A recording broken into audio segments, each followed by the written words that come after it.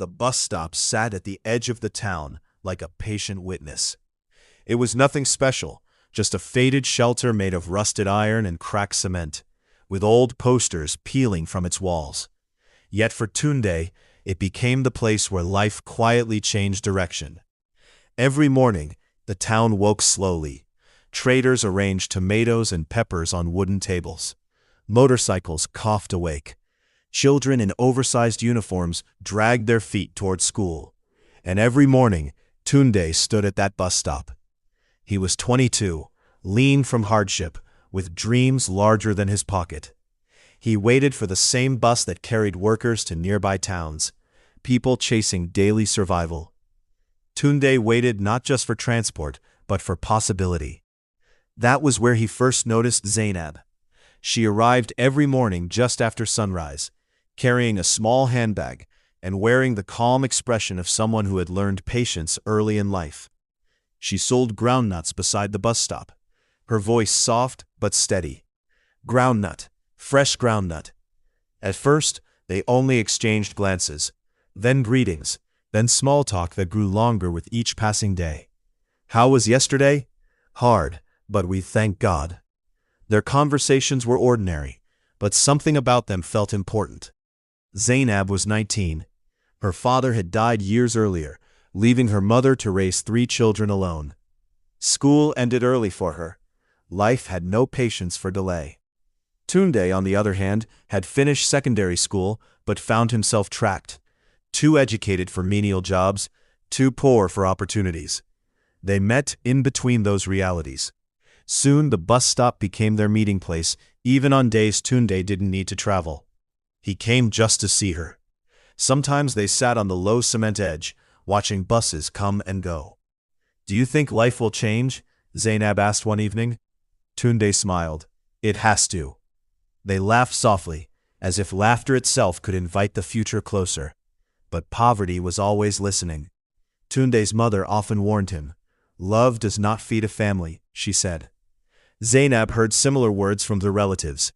A man without direction is a delay. Still, every evening they returned to the bus stop. Love grew quietly, without gifts, without promises, without drama. Just presence. And that was why it hurt later, because the strongest things are often the quietest. The news did not come with celebration. It came on a quiet afternoon, the kind where heat pressed heavily on the skin, and even conversation felt like work. Tunde sat on a low stool outside his mother's room, repairing a torn sandal, while his uncle cleared his throat behind him. "There is an opportunity," the man said. Tunde looked up slowly. "In Ibadan, a transport company needs someone who can read, write, and keep records. The pay is small, but it is a beginning." For a moment, Tunde did not speak. His heart beat faster, but his face remained still. He had heard many promises before, most of them empty. "When do I leave?" he asked quietly. "In 2 days. 2 days." That night, sleep refused to come. Tunde lay on his mat, staring into the darkness, thinking of roads, buses, and unfamiliar faces. But more than that, he thought of Zainab, the bus stop, the groundnuts, the soft way she smiled when she was tired. By morning, the town already knew. Word travels fast when hope appears. Some congratulated him, others warned him. "The city will change you. Don't forget where you're coming from. Remember your people." Tunde nodded to all of them, but his thoughts stayed fixed on one person. Zainab noticed something was different the moment she saw him approach the bus stop that morning. He walked slower. His smile came late. "You are quiet today," she said, arranging her tray. Tunde hesitated. Then he spoke. "I am leaving." The words landed heavily between them. "Leaving?" she repeated. "For where?" "Ibadan." Zainab's hands froze. For a moment, the noise of the bus stop disappeared. The shouting conductors, the revving engines, the bargaining voices. All she could hear was the pounding of her heart. "When?" she asked. "Tomorrow evening." She looked away quickly, pretending to rearrange her groundnuts, but Tunde saw the way her shoulders tightened. They said nothing else that morning. All day, Zainab moved like someone underwater. Customers came and went. Coins clinked into her bowl. But her thoughts stayed with the word leaving. By evening, the sky turned orange, then purple.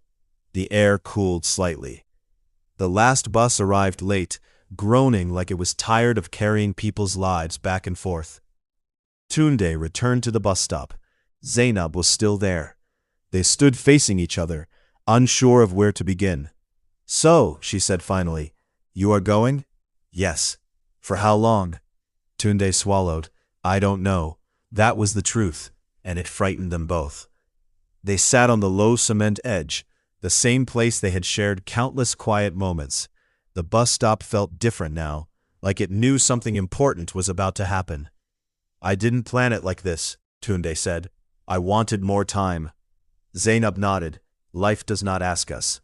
A bus passed, splashing water from a shallow puddle. For a moment, neither of them moved. "Will you come back?" she asked softly. "Yes," Tunde replied quickly. Too quickly. Zainab looked at him. "Don't answer because you think you should." Tunde lowered his head. "I will come back," he said again, slower this time. "I promise." She studied his face, searching for certainty, for something solid to hold on to. What she found instead was hope, fragile, but sincere. "I will wait," she said quietly. Tunde looked up sharply. "You don't have to. I want to." They sat in silence again. Around them, people hurried home. Life continued, uncaring. Finally, Tunde stood. "The bus leaves tomorrow by 6, he said. "Will you come?" Zainab hesitated only a moment. "Yes." The next evening came too quickly. Zainab closed her stall early. She wore her best dress, simple, clean, familiar. Her mother watched her leave without asking questions. Some things did not need explanation. At the bus stop, people gathered with bags, sacks, boxes, and hopes. Conductors shouted destinations. Engines roared impatiently. Tunde stood near the bus, holding a small bag that contained everything he owned. When he saw Zainab approaching, relief washed over him. "I thought you might not come," he said. "I almost didn't," she replied honestly. They stood close, but not touching. The bus engine started. The sound felt final. Zainab's throat tightened. "You must remember something," she said. "Distance can make people forget." "I won't forget," Tunde said firmly. She looked at him, then reached into her bag and pulled out a small folded paper. "What is this?" he asked. "Open it when you feel lonely," she said. The conductor shouted again. "Ibadan. Last call." Time collapsed. Tunde took Zainab's hands in his. "No matter how long it takes," he said, "I will come back for you." Zainab nodded, tears threatening to fall. "No matter how long," she replied, "I will wait." The bus door closed with a heavy sound. As it pulled away, Zainab stood frozen, watching until it disappeared into dust. The bus stop fell quiet, and the promise was left behind, waiting. Distance did not arrive suddenly. It crept in quietly, settling between Tunde and Zainab like dust, light at first, almost unnoticeable, until everything began to feel heavier. The first weeks after Tunde left were filled with effort. He wrote letters from Ibadan, careful and neat, choosing his words like someone handling fragile glass. "I am settling in. The work is hard, but I am learning. I think of you every day." Zainab read each letter over and over, sometimes aloud, sometimes in silence. She kept them folded carefully in a small tin box beneath her mattress. At night, when the house was quiet, she reread them and imagined Tunde's voice. She replied faithfully, "I am fine. I still sit at the bus stop. The place feels empty without you." For a while, hope traveled back and forth with those letters. But Ibadan was not gentle. Tunde's job demanded long hours. He woke before dawn and returned late, his body aching, his mind exhausted. The city moved fast, and the stakes were punished quickly. He learned to survive first. Dreams had to wait. Letters became shorter. Sometimes weeks passed without one. Zainab noticed. At first she excused it. "He is busy," she told herself. "This is what progress looks like." But patience grows tired when fed only silence. At the bus stop, life continued as if nothing had changed. The same conductors shouted destinations, the same buses groaned and left. But Zainab felt different now, like someone waiting for a sound only she could hear. People noticed her quietness. "Are you married yet?" women asked. "Are you waiting for someone?" others whispered. Zainab smiled politely and said nothing. At night, she unfolded Tunde's note, the one he told her to open when she felt lonely. "Distance is a test. If we pass it, nothing will break us." She held onto those words tightly. In Ibadan, Tunde struggled more than he admitted. Money disappeared as quickly as it came. Rent swallowed most of his pay. Hunger returned, familiar but unwelcome. Some evenings he sat alone on his bed, staring at the walls, thinking of the bus stop, of Zainab's steady presence. But shame held his pen. What would he write? "I am tired. I am failing. I am afraid." He told himself he would write tomorrow. Tomorrow stretched. One afternoon, Zainab received a letter, thinner than usual. "Things are changing. I am trying. Pray for me." That was all. Fear crept into her chest. She replied immediately, pouring reassurance into every line. No response came. Weeks turned into months. Then the calls started. Brief, hurried, strained. "Hello? Yes, it's me. I don't have much time." Conversations lost warmth. Silence filled the spaces between words. Distance had learned their names. Rumors began to circle Zainab. "He has forgotten her. City men always change. You are wasting your youth." She defended him at first. Then she grew quiet. Her mother watched closely. "My daughter," she said one evening, "waiting is not the same as living." Zainab said nothing. One night, after closing her stall late, Zainab sat alone at the bus stop. The moon hung low. The road was empty. She imagined Tunde sitting somewhere far away, also alone. She whispered into the night, "Are you still there?" The night did not answer. In Ibadan, Tunde received Zainab's last letter days late. "I am still waiting, but I am afraid of waiting alone." He read it twice, then a third time. Something inside him broke. But instead of writing back, he folded the letter and placed it in his bag. Distance had done its work, and silence began to speak. Silence did not arrive as absence. It arrived as hesitation. For Zainab, silence sounded like footsteps that never came, letters that never arrived, a phone that rang only with unwanted calls. Each day, she waited for Tunde's name to appear, on paper, on her phone screen, in conversation. Each day, it didn't. At first, she continued writing, short letters, gentle reminders, questions wrapped in care. "I hope you are well. I still believe in us." She told herself love required patience, that real love waited. But patience, when stretched too long, becomes pain. At the bus stop, her stall remained, but her spirit faded. Customers noticed. "You don't smile again," one woman said. Zainab smiled anyway. At home, her mother grew worried. One night, as they prepared dinner, she spoke carefully. "My daughter," she said, "how long will you wait? How many years will you leave your life open like a door?" Still, Zainab remained silent. Because how do you explain loving someone who feels far, even when they are alive? In Ibadan, silence wore a different face. For Tunde, it sounded like unpaid bills, supervisors shouting, roommates complaining. His life shrank into survival. He worked longer hours, slept less, and spoke rarely. He received Zainab's letters, he read them, he folded them, and he kept them. But he did not reply, not because he no longer cared, but because he felt unworthy. What would he say? "I am struggling. I am afraid. I don't know when I will be ready." He told himself he would write once things improved, but improvement never came quickly. Instead, guilt grew. Guilt is heavy. It teaches avoidance. Weeks became months. Then something changed. Zainab stopped writing. At first, Tunde didn't notice. Silence had become normal. Then one evening, after a long day, he checked his bag. No letter. The next week, nothing. A strange fear crept into his chest. Maybe she is tired. He thought of writing then, but pride whispered, "What if she has moved on?" And fear listened.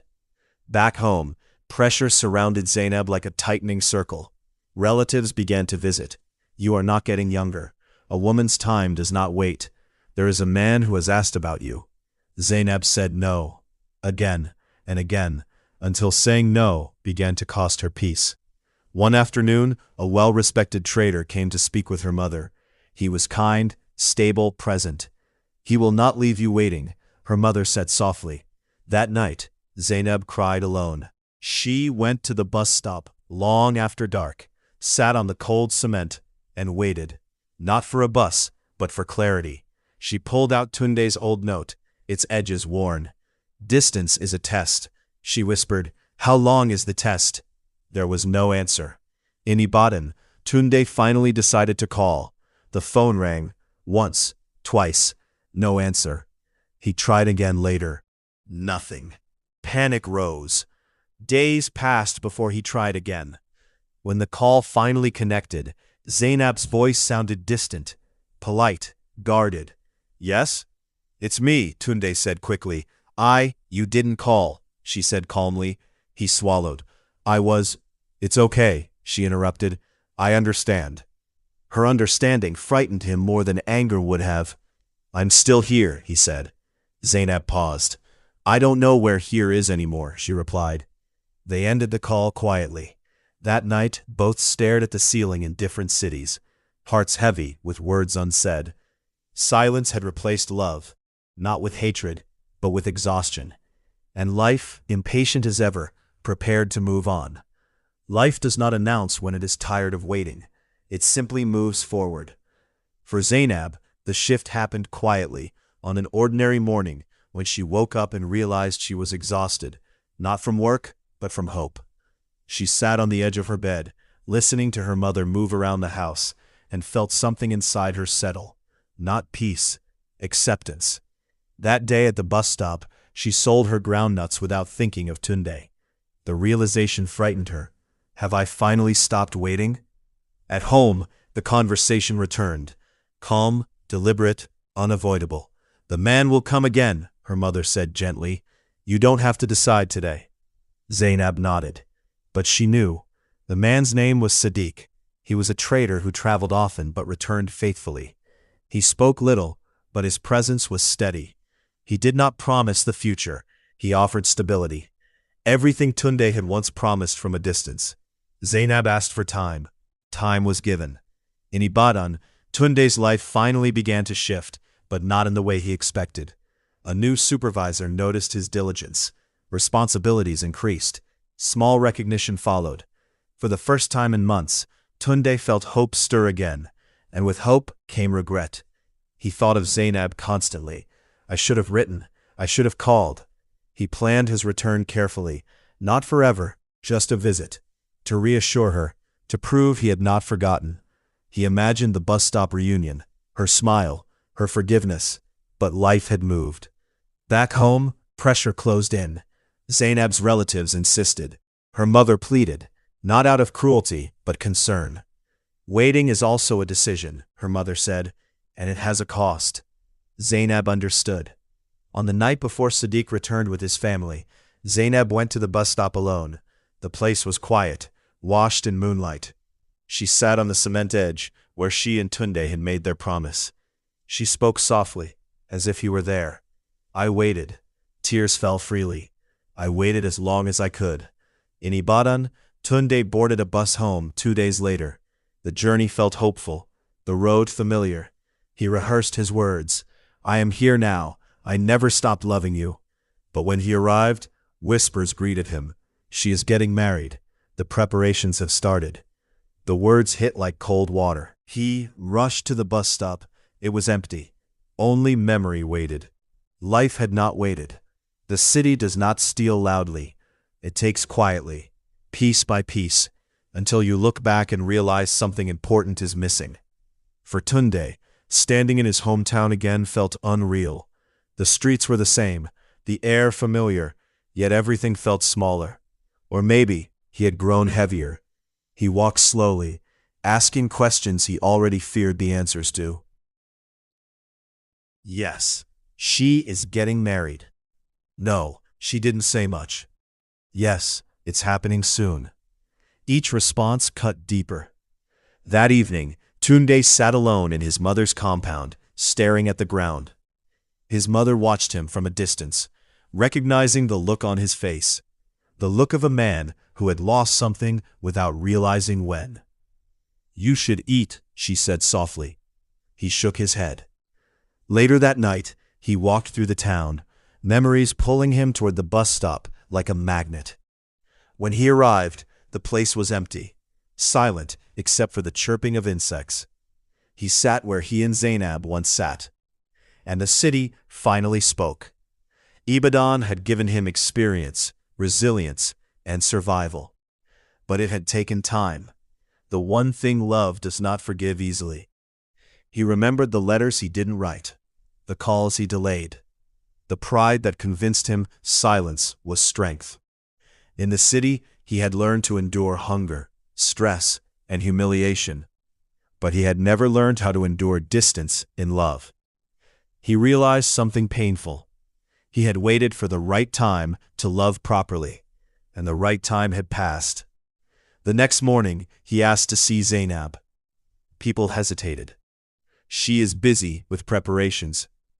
It may not be right, but Tunde insisted. Eventually, word reached her. Zainab sat quietly when she heard his name. Her heart reacted before her mind could stop it. Then she steadied herself. "Tell him, I will see him," she said after a pause. At the bus stop. The bus stop again. Fate had no imagination, it simply returned to where things began. That evening, Tunde arrived early.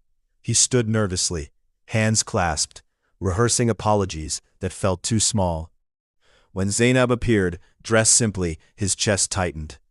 She looked older, not in years, but in understanding. They greeted each other awkwardly. "You came back," she said. "Yes," he replied. "Too late." She did not argue. They sat. For a long moment, neither spoke. "I never stopped loving you," Tunde said finally. "But I stopped showing it." Zainab nodded. "Love that is silent feels like abandonment." "I was ashamed," he admitted. "I didn't want you to see me struggling." She looked at him carefully. "I didn't need you strong, I needed you present." Her words landed gently, but firmly. Tunde lowered his head. "I thought I was building a future for us. And I thought I was holding a place for you," she replied. "But life doesn't pause." They sat with that truth between them. "I am getting married," Zainab said quietly. Tunde closed his eyes. "I know. I didn't stop loving you," she continued. "I stopped waiting." That sentence ended everything. The city had taken more than time. It had taken his chance. They stood. There was nothing left to promise. As Zainab walked away, Tunde remained seated, understanding finally what the city never taught him. Success without presence is still loss. Time has a way of softening pain without erasing it. The town changed slowly. New shops appeared, old faces disappeared, roads were patched and repatched. But the bus stop remained, stubborn and unchanged, still sitting at the edge of town, like a faithful witness to countless departures and returns. Tunde had been back many times since that painful evening. Not often, just enough to remind himself where he came from. Life had stabilized. Not glamorous, not desperate, just steady. He worked locally now, close to home, closer to people. He had learned, painfully, that presence mattered more than promises. Still, sometimes, he found himself standing near the bus stop. Not waiting, remembering. Zainab's life moved forward too. She married Sadiq quietly. The marriage was not loud with romance, but it was peaceful. Sadiq respected her silence, her strength, her history. He did not ask about the past. He understood that some stories belonged to memory alone. Zainab learned to live again without waiting. She became a mother. Love grew differently this time, slowly, responsibly, without uncertainty. But even fulfilled lives have echoes. One afternoon, many years later, Zainab stood at the bus stop again. She was not there for memory. She was there because her child was traveling to school in another town. As she waited, she watched buses arrive and leave, carrying other people's hopes. And then she saw him. Tunde stood across the road, older, calmer, his posture relaxed. Their eyes met. Time paused. They approached each other carefully, like people handling fragile glass. "It's been a long time," Tunde said. "Yes," Zainab replied. "It has." They stood where they once sat as young lovers, now strangers tied by shared history. "How are you?" he asked. "I'm well," she said honestly. "You?" "I'm learning." They smiled softly. Not the smile of desire, the smile of understanding. They spoke briefly, politely, kindly, no apologies, no regrets, because both had already paid. As Zainab's child boarded the bus, she turned back. "This place," she said, gesturing around, "it taught me something." "What?" Tunde asked. "That love is not just feeling, it's action." Tunde nodded. "And timing." The bus pulled away. Zainab waved. Tunde waved back. The bus stop returned to silence. Some stories do not need to continue. They only need to be remembered. Some promises do not break. They fade, bend, and change shape, but they remain. Years after their last meeting, Tunde found himself passing through the town one quiet evening. He had not planned to stop. Life had trained him to keep moving forward. But as the bus slowed near the edge of town, he saw it again. The bus stop. Still standing. Still waiting. The driver announced a short break, and without thinking, Tunde stepped down. The air felt familiar, dusty, warm, heavy with memory. He stood at a distance, watching people come and go, watching life repeat itself in strangers. Young lovers stood close together, whispering. A woman argued with a conductor. A man hugged his mother goodbye. Nothing dramatic. Everything important. Tunde sat on the same cement edge where he once sat as a boy with borrowed confidence and borrowed hope. He closed his eyes. For the first time in years, he allowed himself to remember fully. Not with pain, but with clarity. He remembered Zainab's voice, steady even when unsure. He remembered the way she waited, not weakly, but faithfully. He remembered the promise they made, believing time would obey them. He smiled softly. They were young. They didn't understand that love requires more than feeling. It requires courage, the courage to show up, even when ashamed, even when uncertain. The promise they made had not failed. They had simply grown beyond it.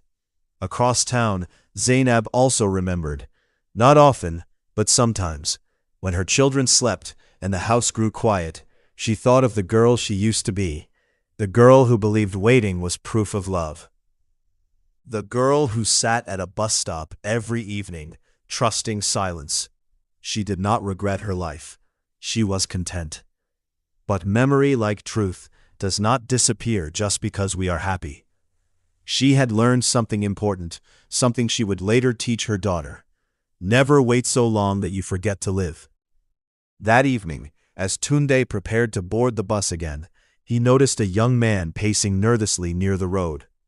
A young woman stood beside him, clutching a small bag. Their hands hovered near each other, unsure whether to hold.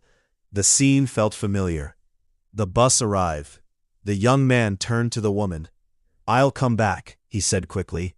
She nodded, forcing a smile. Tunde felt something stir. Before the bus pulled away, he spoke. Not loudly, not dramatically. "Call her," he said gently to the young man, "even when you don't have good news." The young man looked confused, but nodded. The bus left. Tunde watched until it disappeared. The bus stop returned to stillness. Somewhere inside him, peace settled, not because things had turned out the way he once wanted, but because he finally understood them. Promises are not meant to trap us in the past. They are meant to teach us how to love better in the future. As the night deepened, Tunde boarded his bus and took a seat by the window. The town faded behind him, lights blinking softly like memories waving goodbye. He did not look back again. Because the promise had done its work. Some love stories don't end in togetherness, they end in understanding.